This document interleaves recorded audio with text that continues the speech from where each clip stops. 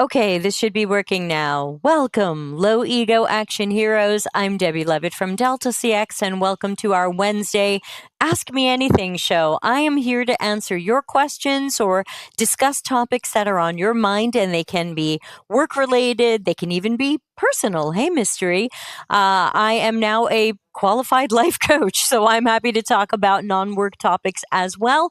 And we even got a question ahead of time. So we are ready for action. If you'd like to get your questions in, you can put them in the chat. They'll show up here where Mystery and Anna Lucy are saying hello. Or you can send them anonymously through dcx.to/q. Those come into my email, although sometimes a little bit late. But if I miss it, I will save it and I will save it for our next Wednesday show. I'm wearing my headset today because there's a little bit of fuss around my house and some background noise, but let me know if this sounds okay. This is my exciting new headset, not sponsored. Where's my not sponsored symbol? Not sponsored, but I love this headset. Okay, so also quick plug, make sure you're joining our Discord community, which is free. No, this is more like I'm a call center worker. It even lights up when I'm busy and stuff. So, no, I have actually the real Britney Spears headset. I own a Shure PGX. I used to wear it for my shows, but like 4 years ago, I have a Shure PGX that people used to do live concerts with. We use it for our karaoke setup. So if you want me to wear the Shure PGX, I can arrange that. I also have an Audio Technica BPH1. Look that up. It is what the sportscasters wear at the football games. So it's a giant pair of headphones with a giant microphone. So I've got all the things.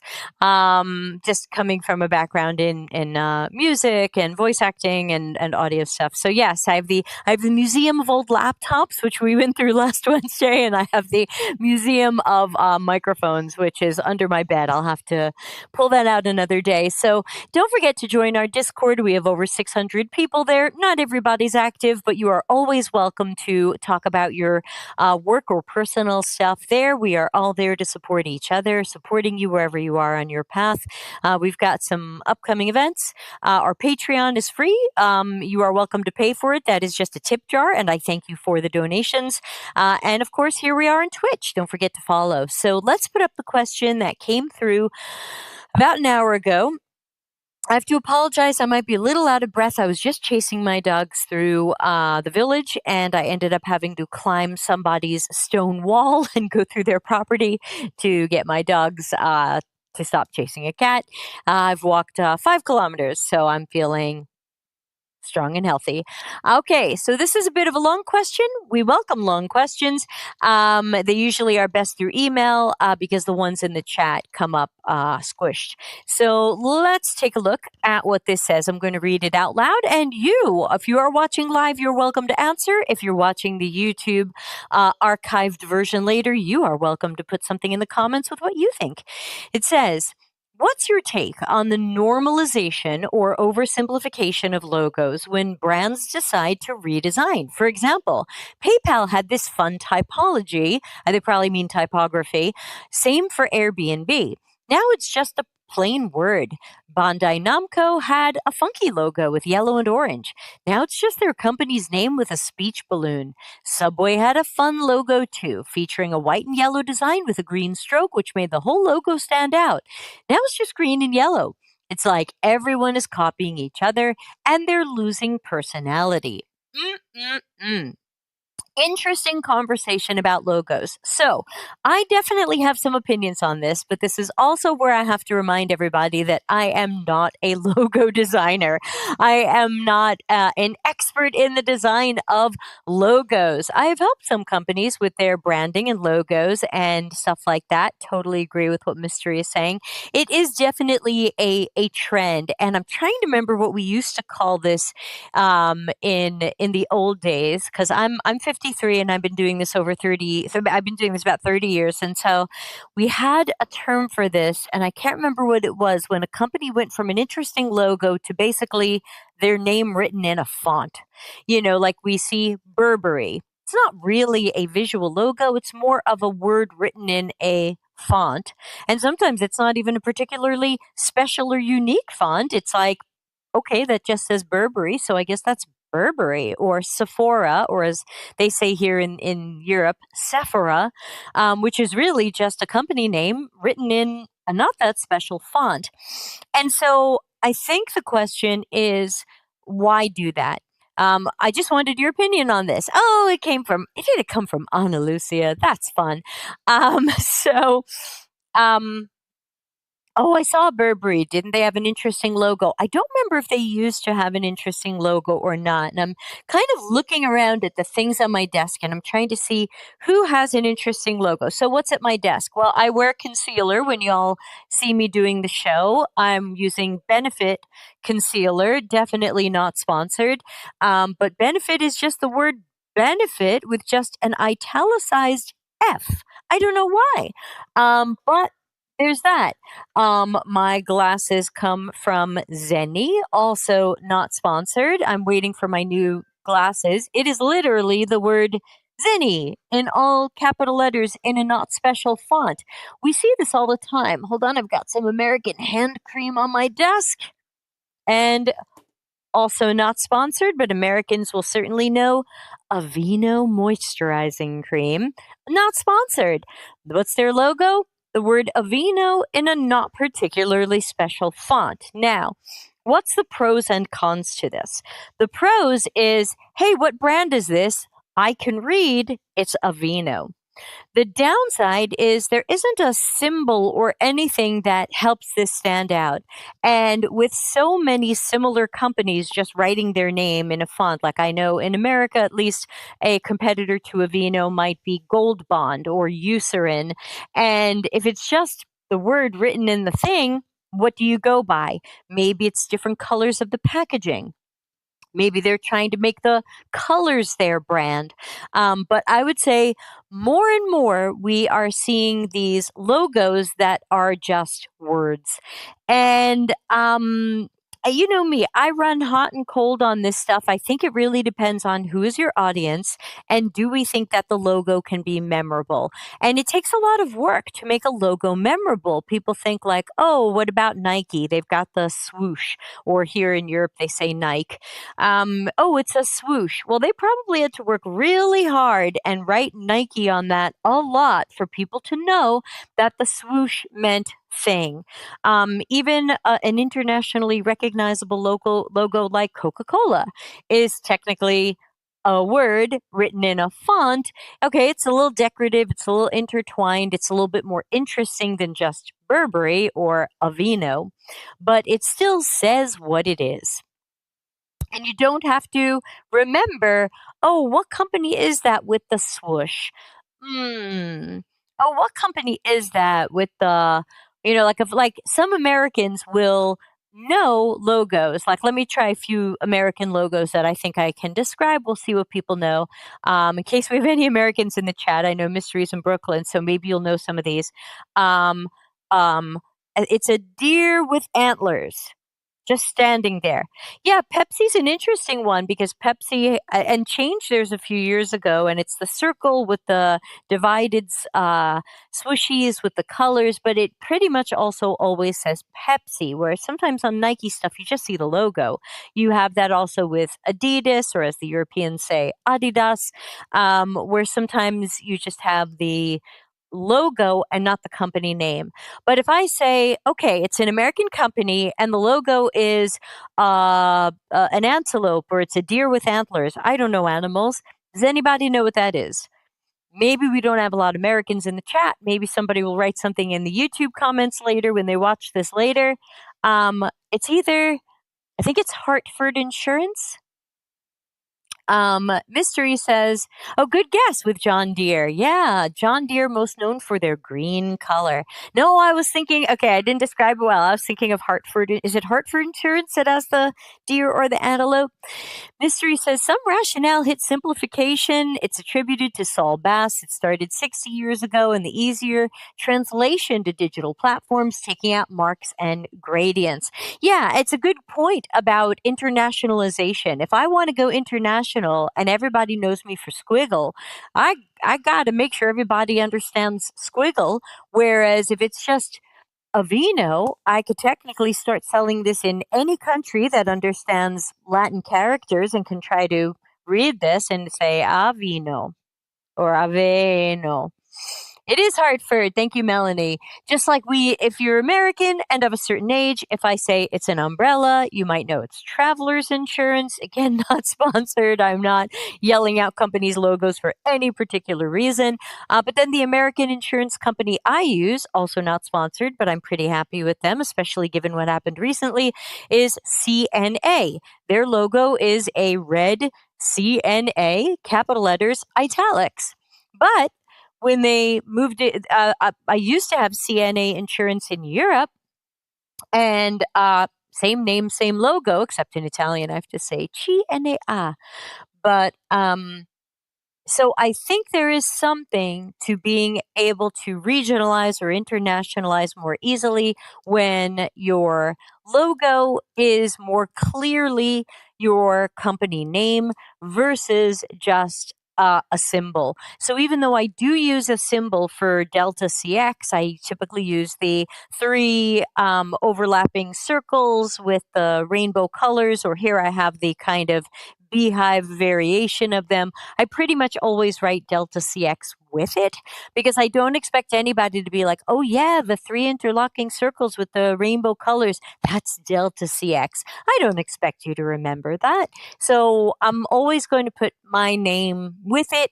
And I've got my name in a very simple font. I've been picked on by graphic designers for the font I chose, but I loved the shape of the X. I just couldn't help myself. Sorry for the cheesy font choice, but I love the shape of the X and I couldn't find that shape in another font. Ana Lucia says there's a brand in Portugal, not sure if it's international, of milk and butter. And it's stuff like that uses a golden tulip as its brand. They are called Matinal. If I suddenly stopped seeing the tulip, I would be confused. Right. So sometimes a rebrand or removal of a logo can be confusing for people. Sometimes companies need to remove a logo or change a logo. American companies that I can think of have been caught with essentially racist logos. I think some of you Americans can think of some of the ones I'm thinking of. Can you think of the racist logos? Can you? How about other culturally insensitive logos? Some of them were for food products. Some of them were for sports teams, and so there might be a good reason to rebrand if you suddenly realized your logo is racist or culturally inappropriate. Cracker Barrel. Oh no, Cracker Barrel. Yeah, well, what did they do? They took away the man on the rocking chair. Was that what it was? That was that was weird. Because I didn't think there was anything wrong with him. I didn't. It didn't seem culturally insensitive to show a man in a rocking chair. I think a lot of people associate rocking chairs with Cracker Barrel. If you go to their restaurants, usually outside, they have a front porch and it's got rocking chairs. So, like, the rocking chair made sense. The barrel made sense because the company's called Cracker Barrel. Um, Designers are unnecessarily snobby. It's memorable, effective, and yes. So yeah, so Cracker Barrel was weird. I didn't know why they removed that, and if I missed something about it being culturally insensitive, I didn't know what because it was just a white guy sitting in a chair. But then again, if you have a black person doing certain things on brands, it can be inappropriate. I don't know. I guess that one's going to be different. The country scene straight to a simplified text treatment. Thank you. That was a term I was looking for. Thank you, mystery. Response was that it robbed a certain demographic of their cultural heritage. Right. They took the white guy off the logo, and white people got really mad at that. I don't know why their heritage is not Cracker Barrel. Even if it's a restaurant you like, it's not your heritage. And so, yeah, lots of good questions there. I don't know why Cracker Barrel did it, and then I don't know why people were so upset about it. It was all very very strange. Needed modernization, but maybe not brand appropriate. Again, hard to say. But I wonder why, if you thought there was something about the man that wasn't appropriate, why didn't you keep the rocking chair? Because when you go to the restaurants, there's all the rocking chairs outside. So people will associate the rocking chair with the restaurant because you go there and there's rocking chairs. So why not keep the barrel in the rocking chair and maybe lose the guy if you think there's something wrong with him? But then again, I don't know. These rebrands and redesigns are controversial. Yes. And especially when they seem to be done for no reason. And it sometimes makes me wonder if companies, like, I grew up around the New York Mafia, maybe Mystery did also. And it just feels like to rebrand when you really didn't need it, or the companies that make really slight changes and then have to reprint everything and make all new signs and all new shirts and all new stuff. It almost feels like money laundering to me. I know that's very judgmental and I'm super jumping to conclusions, even worse than Claude 4.x. But I just feel like that's a lot of money to spend for a very minimal change that doesn't really say anything new or different about the brand. We've just changed sometimes almost nothing. It's just bizarre. Was anyone talking about Cracker Barrel before? It could have been leveraged better. That's another hypothesis I have, that some of these bizarre rebrands or redesigns or new logos or whatever you want to call it are just so we'll all talk about the company. Because who is talking about Cracker Barrel? Not me. That was not a restaurant I liked going to or wanted to go to. I've been to it once in the last 10 years, maybe. So, and I don't think I would go back. It's just not my kind of food. It's very hard to get something that feels healthy there. All the big legacy agencies here in New York City made their bread and butter on that level of change. That is true. You used to see all of those New York City ad agencies going, "Oh, you know what you need? You need a rebrand. You're using a serif font. You really need a sans serif font because it's really going to show modernity and smoothness." And it's like, whatever, what, show me the research that truly backs that up. Ana Lucia says PayPal and Revolut had somewhat similar logo, curvy, blues, and now they're similar again, just a plain word in black and white. Yeah. Um, Wise has a bit of a logo. I use Wise. Hashtag not sponsored. Wise uses super bright green, almost I would say chartreuse green for those of you collecting your Crayola crayons. But then they use a little flag. The flag is so weird. What does it mean? It's banking. Are they trying to imply it's very international? It's like the flag of a country. I don't even know what the flag means, but I do feel like the Wise logo is recognizable because it is a wacky little flag. The similarity chased after a sense of relevance. That could be true. Revolut being newer to the field could have purposefully, semi purposefully, made a logo similar to PayPal to try to be like, hey, we are, you think PayPal is here around forever and trustworthy and whatever they hoped people felt about PayPal, and maybe they thought if they made their logo similar with similar colors, people's brains would automatically say, "Ooh, reminds me of PayPal. Ooh, trustworthy, great." And again, you may or may not trust PayPal, but this is some of the thinking that sometimes happens behind the scenes. We are just as legit. Yeah, Mystery's making lots of great points here. Mystery knows all the things. I feel like me and Melanie and Mystery would be super best friends if only I knew who Mystery was. Melanie, I know. But Mystery can be a mystery, and that's fine. Um, so yeah, it's a great question. So getting back to the original question, which we've kind of accidentally talked around, what do I think about this? I think that it's up to each brand. Design school dollars paying off. Yes, wherever you went, it's now helping you in the chat on my YouTube channel. Oops, sorry, I kicked my shoes here.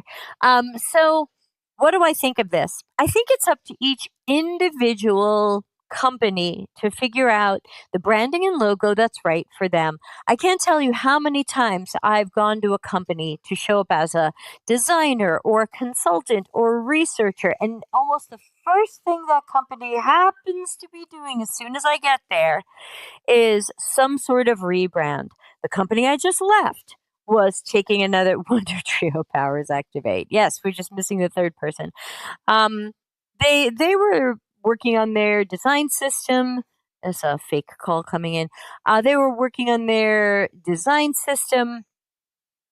They were holding workshops to see what people thought about different things. I didn't even know we were trying to change our. I thought we just had a logo and branding at the previous company. So it feels like every time I show up somewhere, maybe once they have the budget to hire me, they have the budget to completely rebrand. I don't know. I got to Stepstone, they were trying to completely rebrand. I don't even know if that even happened, but they spent a lot of time and money on it. It just seems like a project people can do when they're worried that nobody's talking about their company enough, and are they relevant and modern, and maybe we need to change our logo. But to me, like, a logo should be like, I don't plan to ever change the Delta CX logo.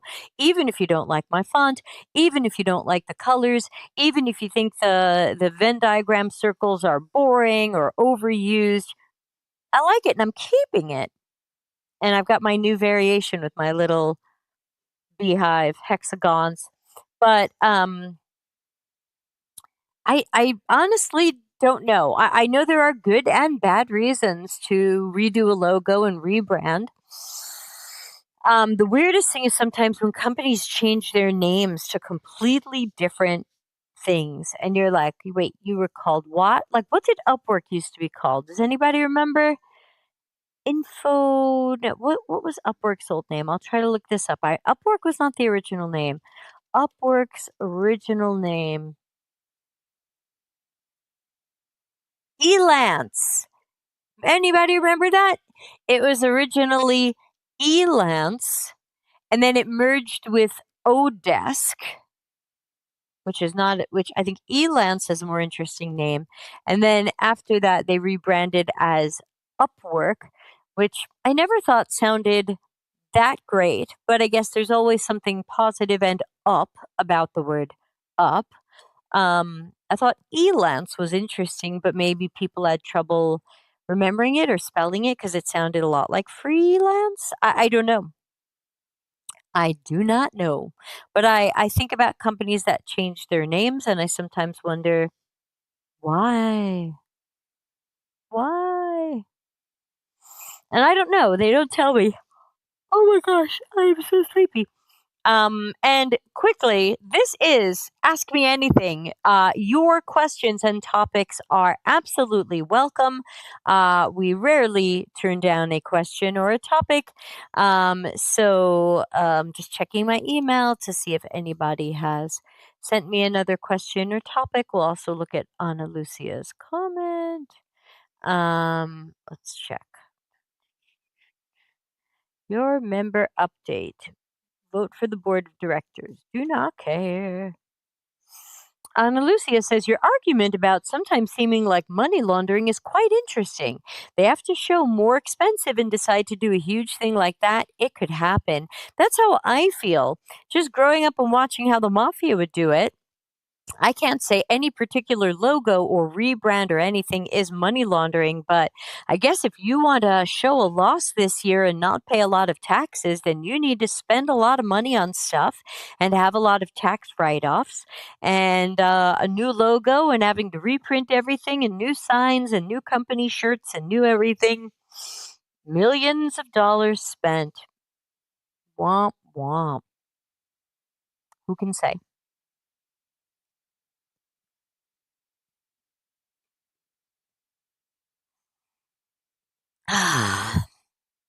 That was some walk to find the dogs. Mm-mm-mm. Or as the old joke goes, boy, was I thirsty. Yeah, any other topics on people's mind? Any other questions? You could put them in the chat. They'll show up here with your name. You can also send them to dcx.to/q, Q for question. and they'll show up in my email. You can send them before the show, after the show, and we'll wait for a Wednesday and cover them. Note that next Tuesday for Take Action Tuesday, I'm going to be talking about Claude again, but this time, just because Claude's my favorite AI, hashtag not sponsored. Um, I wish they would pay me, but they do not pay me. So if you are Claude curious, go ahead. I saw in our Discord community today that some people said Claude wasn't working for them and that they were getting page not found and that um, their chat was running out after one prompt. And I don't know if people know about the usage page. It's Claude.ai slash settings slash usage. And that should help you understand. Was it AWS? I don't know. Have I tested Gemini? Not in a long time. That's a good point. I did get to test ChatGPT recently at my last job. So I just tested ChatGPT for some work related tasks.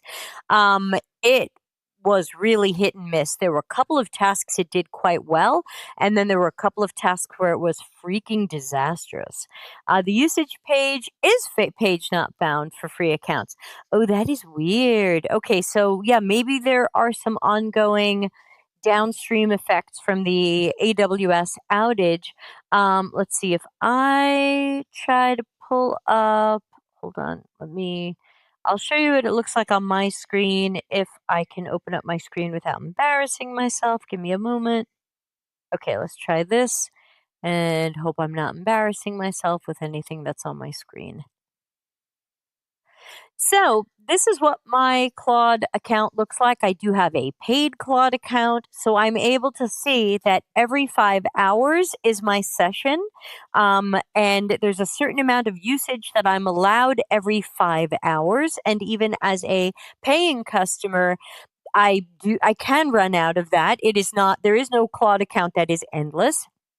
So it's checking my 5 hour usage and then it's also checking my weekly usage. And so across models, I have a weekly usage cap that resets every looks like Sunday evening.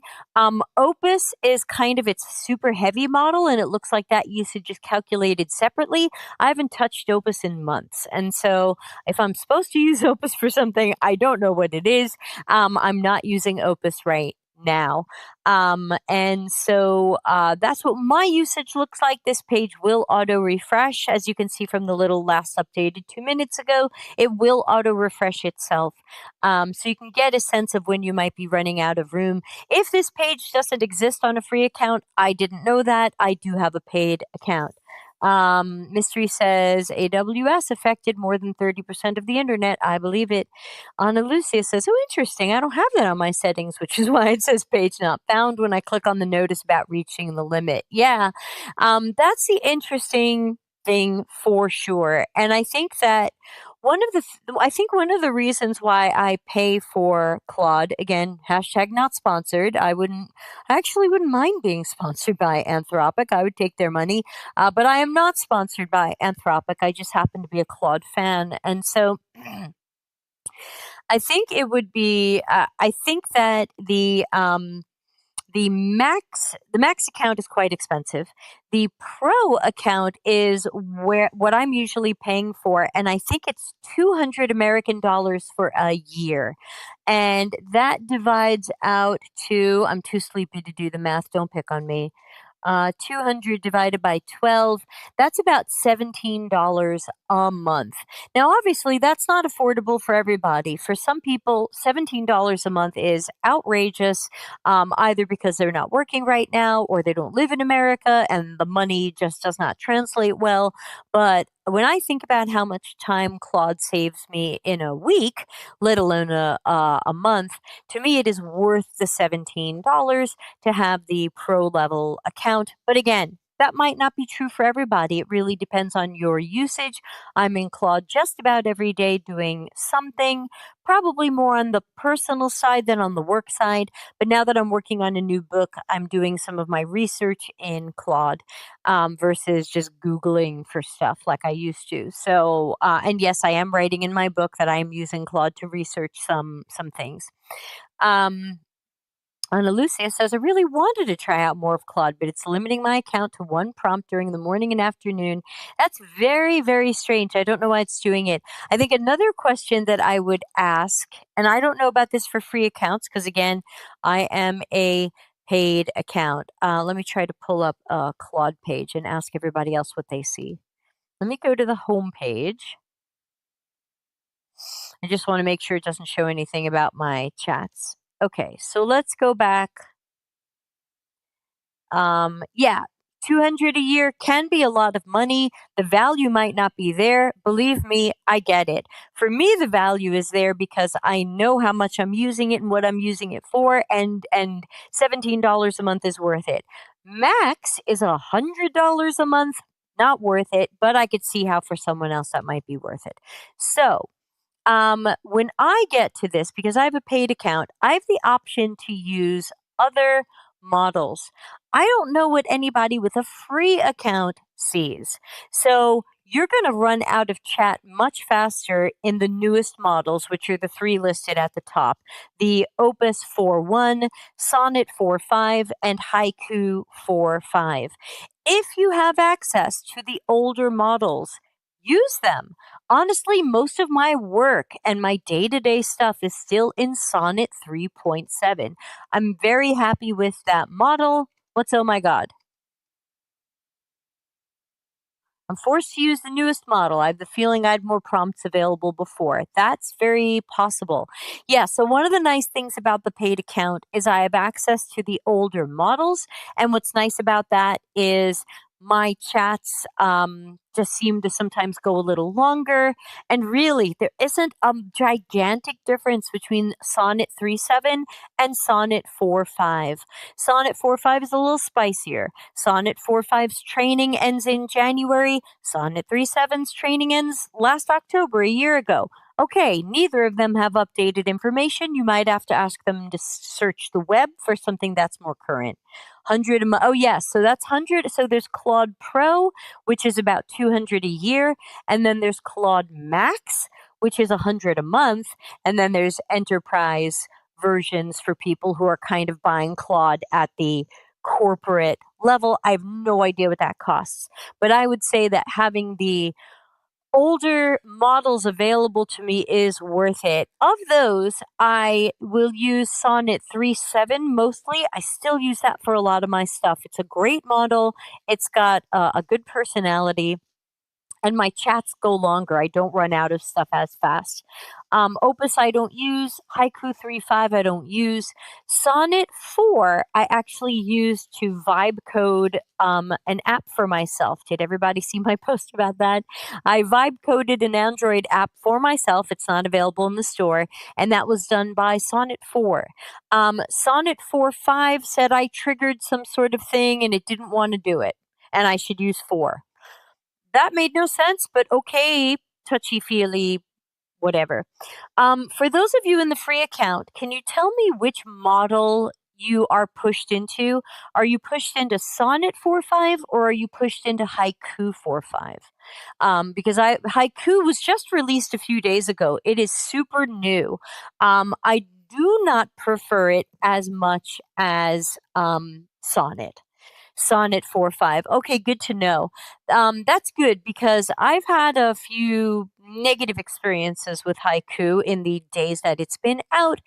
So I may try it again, but right now the sonnets are my go-to.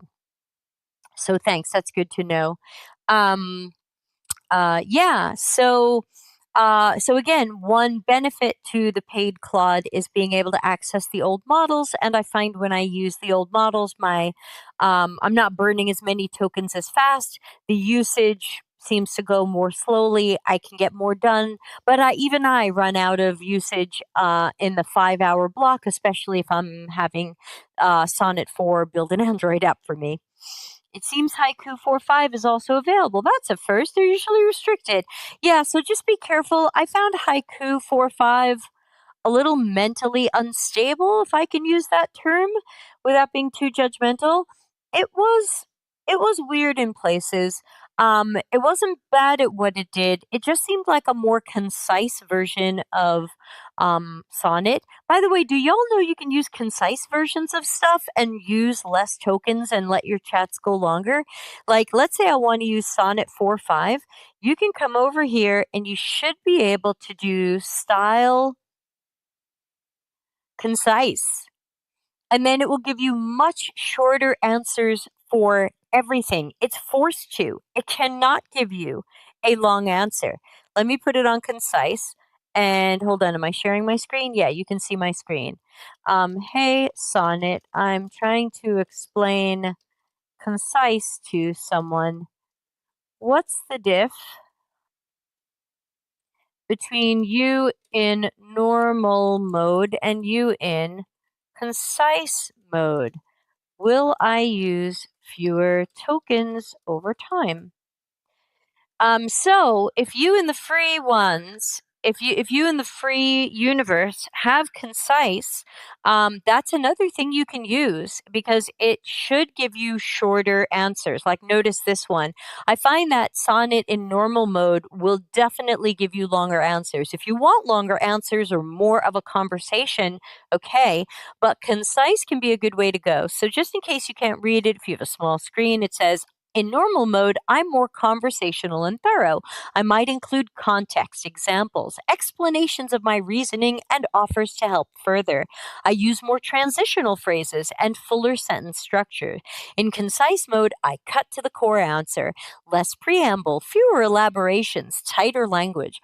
I still provide complete, accurate information, but I trim the conversational padding. Token usage. Yes, you'll use fewer tokens over time in concise mode since my responses are shorter. However, this mainly affects output tokens, what I generate. Your input tokens, what you send me, stay the same. The savings depend on how much shorter my responses are. Could be 30 to 50% fewer tokens on straightforward questions, less dramatic on complex topics that genuinely need detail. So that can be another option for people who are using a free or limited version and they want to try to get a little bit more out of Claude, you can try the different styles. So I can undo concise, I can put it back into normal mode. Um, I've put you in normal mode. Wave your flag high. Flag.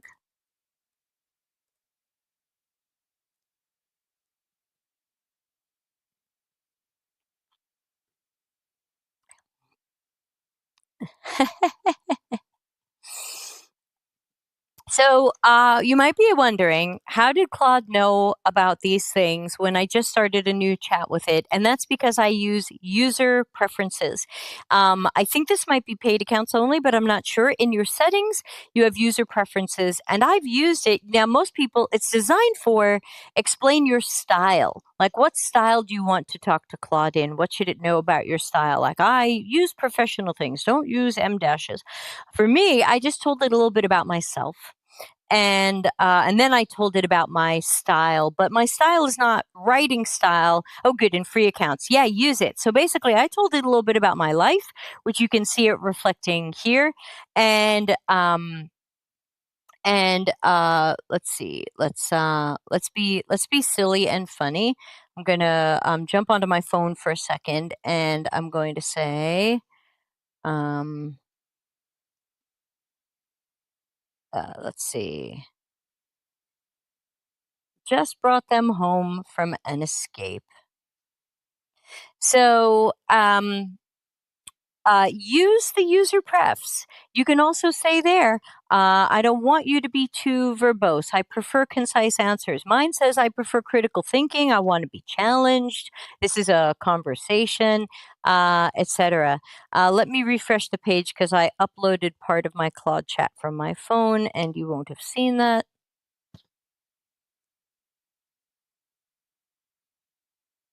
So I said, just brought them home from an escape. And I showed a picture of all four dogs on leashes, which actually did just happen before this show. And they said, oh no, the whole crew made a break for it.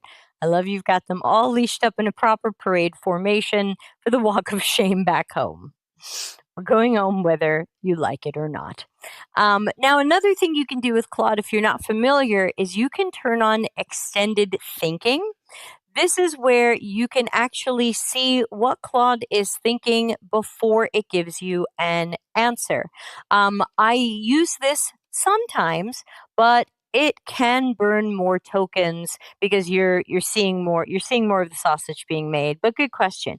Do I burn more tokens if I have extended thinking on and can see you thinking?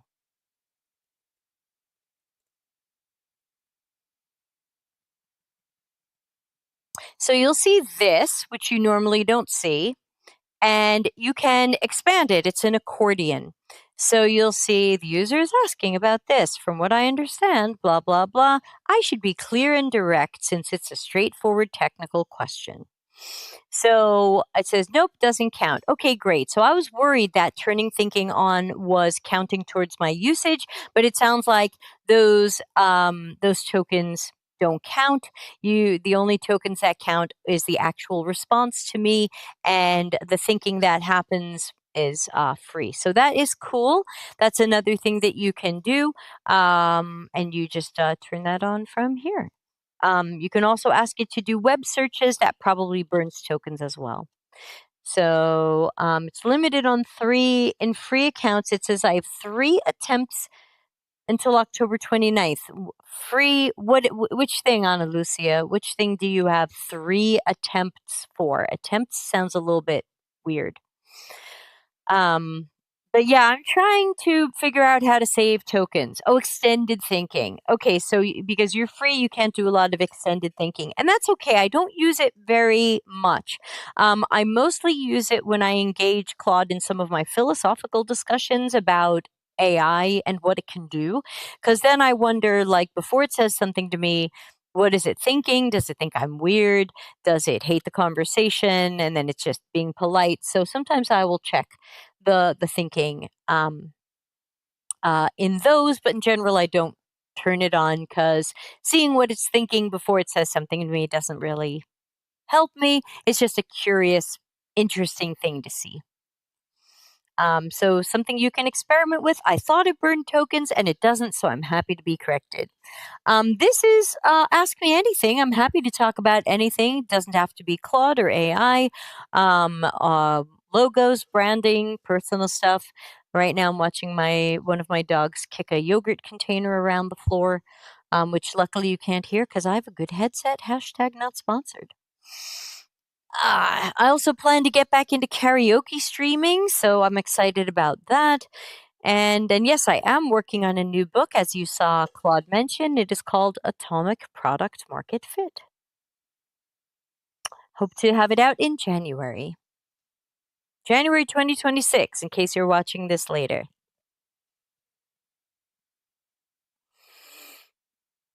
The coolest. What is the coolest? I don't know what you're talking about. Everybody use context. There's a lag. I don't know what you're thinking is the coolest. I don't know. Anyway, karaoke empire. Yes, thank you. I don't forget we are available for karaoke gigs in Italy. Um, so yeah, if people don't have other questions, we can certainly wrap up for today. Otherwise, if you do ask a question and I didn't get it, like if you sent it to dcx.to/q, if sometimes these come in after the show ends, and I'm so sorry. Uh, I get them late, I will save them for next week. Um, so let me make a note that we talked about some tips and tricks for using Claude, even the free version. Okay, I can put that in the YouTube description. Okay. All right. So maybe we'll start playing our closing music very quietly in the background. And thank everybody for hanging out on this Wednesday. I will be back next Tuesday for Take Action Tuesday, where I'll be talking about how I used Claude to lose weight. For those of you who think I look slimmer than before, you are correct. And it is not my camera filter. It is, why do they always send that? Does anyone actually, it's like, does spam still work? You are a loser bot. So everybody, please ignore that. I can also take it off screen. Oops, or we can cover it up.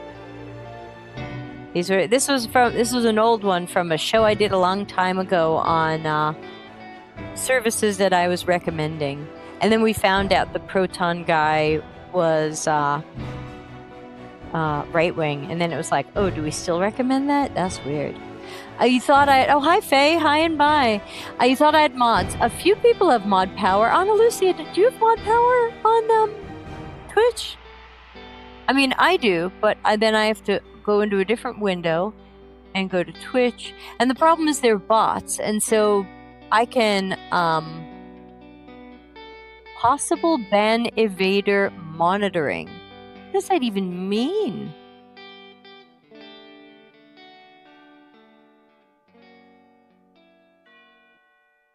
Okay. Well, I deleted it. And our closing song ran out.